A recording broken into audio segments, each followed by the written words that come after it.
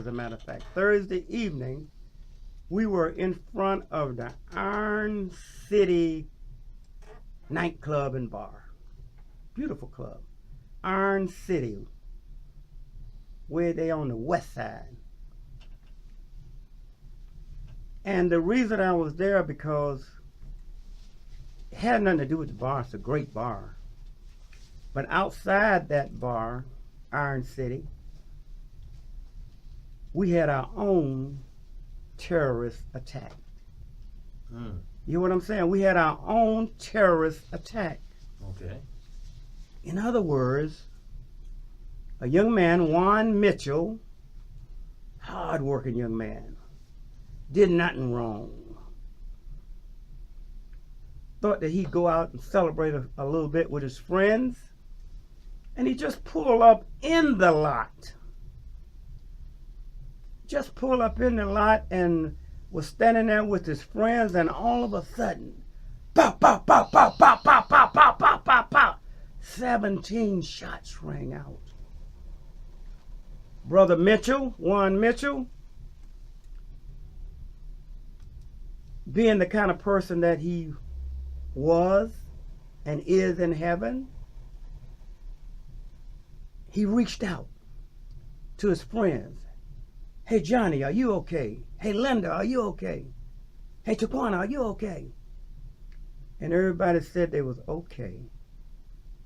So one of his buddies had a shot in the foot, in the leg. But then all of a sudden, Juan Mitchell fell out, blooded everywhere from a stomach wound. He had been shot in the stomach. As his young people stood around him outside the club. Oh, y'all pray for me and pray for this family. Outside the club, Juan Mitchell took his last breath in front of his friends and died in front of the Iron City Bar and Grill. You and you and your husband, I just give you all the praise for being able to stand there, and I know how painful it was for you. So and so what brings it all to me is I know that we have a major tragedy in Florida. I understand that clearly, but I was just explaining them in your life. You had a major tragedy in Cleveland in front of the Iron City. You had your own act of terrorism that was perpetrated on your son. And with me is Juan Mitchell's mom. Hello, Mom. Hello, Mom. How are you doing?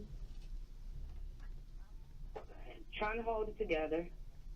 You know, I was just describing the scene in which your son is your radio up loud, ma'am? No, I'm stepping away. Okay, all right, good. Thank you so much. Listen, as I was describing the scene out front of the Iron City Bar and Grill, what happened to your son, you know, I've been thinking about it all week because after I had went away from the crowd a little bit, his boss came up to me, and white man, and he said to me, Juan was one of the best employees that I've ever had. He said I watched Juan with his family, take care of his family, come to work, do all kind of things, but he always come to work on time and he always worked hard. He said Juan was one of my most important employees. And then he went on to say, he said that, you know, and we agreed that Juan just happened to be in the wrong place at the wrong time, not doing anything. And then he said to me, very interestingly, he said Juan several times has been in the wrong place at the wrong time.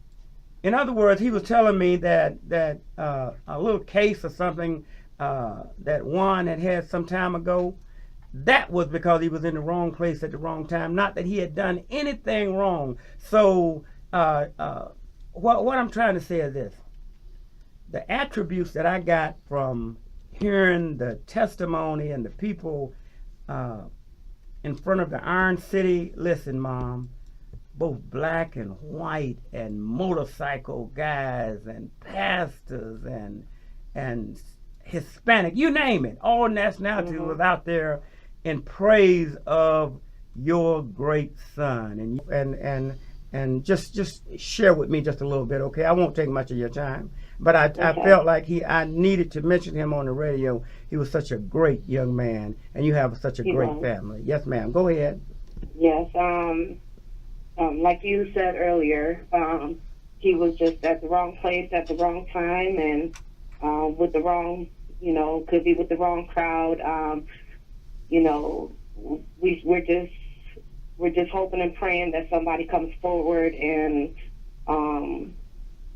helps him out. If they feel that he was such a great person, or they really want to help us out, if someone can please just help us out, and even if they can call in anonymous or whatever, there's a lot of people that are willing to take the phone calls and relate to the police. And but Juan worked 7 days if he had to.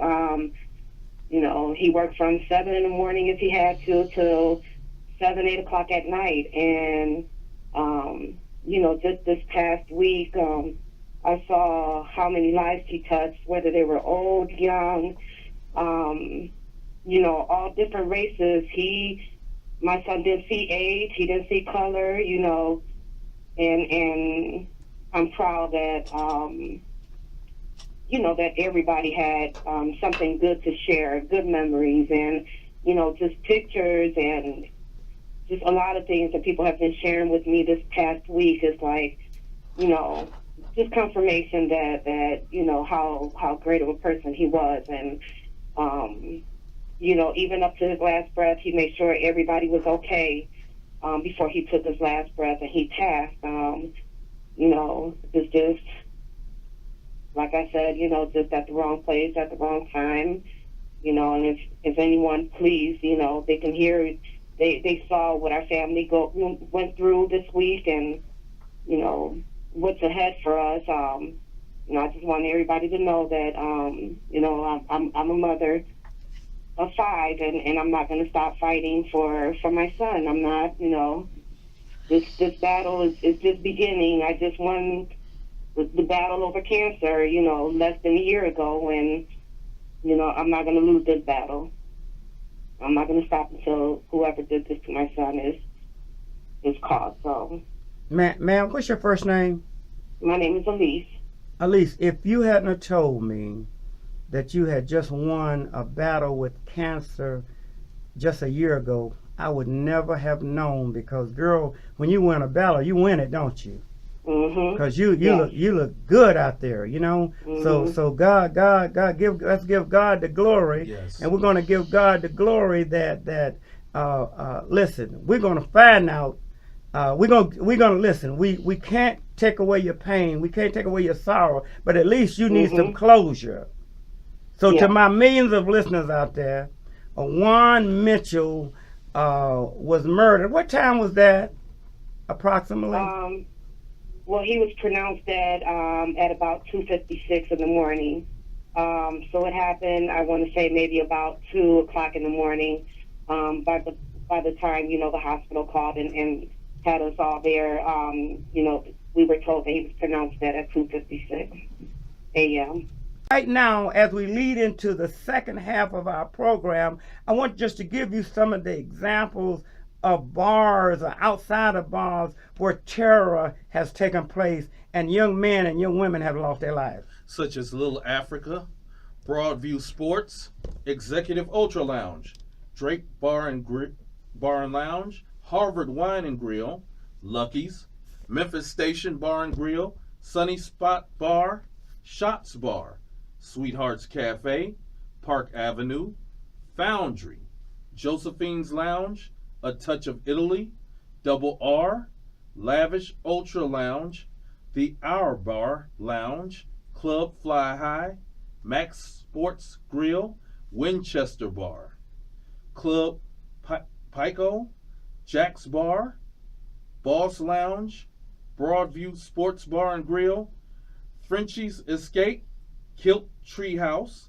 Club 216, House of Blues, Bank Nightclub, Infinity Sports Lounge, Visions Blue, $1 Million Club, Niecy's Place, Ligo, Pier Nightclub, Epic Lounge, Club Swag, Alibi Inn, Honeydew, Kirkman, Sunny Spot Lounge Club, Club Exposure, and of course Iron City Cafe.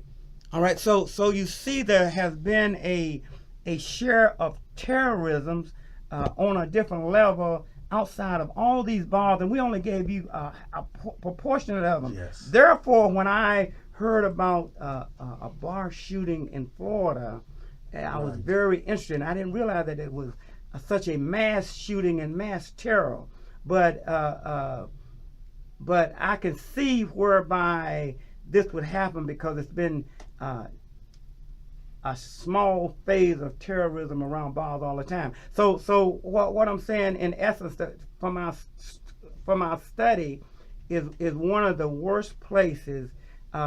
We gave more visuals and dealt with more families that were gathered outside of entertainment complexes, outside of bars. So this is probably one of the most dangerous places for young people and people to gather, not in the bar but outside the bar.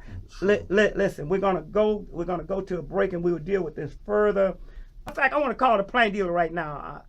Plain Dealer, editors, all of you all, listen, why are you all giving East Cleveland, Mayor Norton, and that administration a pass? Why are you sucking up to that, Norton? Listen, there's so many, listen, I know what happened in the beginning of Mayor Norton's term. You was kissy, or he was the best thing since white rice. Mm-hmm. You know what I'm saying? And I can accept that. But listen, what's happening now? Why do you continue to pacify and give Mayor Norton a pass? Plain Dealer, you're supposed to be objective in your writing. You're supposed to be objective in what you do. Then I asked you, Plain Dealer, I asked you editorial right now. I asked you, what's my guy name, friend? Like Philip Morris? Philip Morris, why y'all keep giving Mayor Norton and East Cleveland a pass? I know why, because you all must be done bought out also by somebody. You understand? The same way you all gave Demora a pass for all them years till the roof fell in. Listen, wait a minute. Let me clear this up. Listen, this is the Art McCoy University Radio Show. I am the Professor Art McCoy. Yes, you are. Listen, don't go calling Radio 1. Don't go calling the station manager about anything. Listen, these words are coming from Art McCoy. I take full responsibility in what I see. If you got somebody to come after Art McCoy. Because these are my words, nobody else's, okay? Because listen, I keep it real, and I tell the truth, and I make it rain, and I challenge the Plain Dealer. Why you keep sugarcoating Gary Norton? Why you keep sugarcoating him? Why don't you investigate the wrongs and the lies that he's done? Why don't you do that? Why don't you tell the truth about how he tried to take fake petitions down to the board of elections and vote and tried to get everybody bulldozed into passing those petitions, and they had to take it to court to find out there was phony petitions and it was criminally it was some criminal matters here. Why you keep sugarcoating that, Plain Dealer? Are you in the bed, Plain Dealer? Also, talk to me, media. Talk to me, Philip Morris. I don't care nothing. Listen. If you got something on me, let it out, because the world know what I am. I ain't no good. So tell me some more that I'm not no good, okay? So I understand. But one thing I got on my side, and that's God. And as long as I got God protecting me, yea, though I walk to the valley of the shadow of death, I shall fear no evil, because God is with me. Yes. God is my strength. God is my salvation. Lord have mercy. Amen and hallelujah. Listen, I don't want to